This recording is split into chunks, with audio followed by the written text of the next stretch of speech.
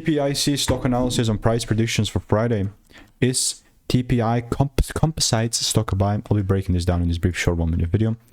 Well, from a first glance, I'm still going to use my strategy that I've refined over 45,000 videos in 5 years, and that's worked, and I've documented that it's worked. It's a bearish market, man. Bearish one. Yeah, I even got like quick little longs here that were correct, but I'll get rid of them. I'll get rid of them. Here's my supply zone.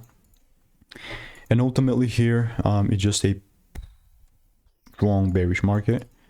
The idea here is that all I'm doing in the meantime is I'm just waiting for rules to be met. And for me to be bullish, I'll have to say I must break above $96. So it must break $1 or something.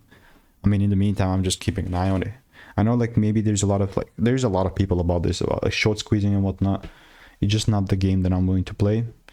I'd much rather to stick to something that's worked for me. So no ill feelings towards it, just a bearish market for me. And if you want to stay tuned and get free sauce, click the first link in the description. I'll see you in the next one.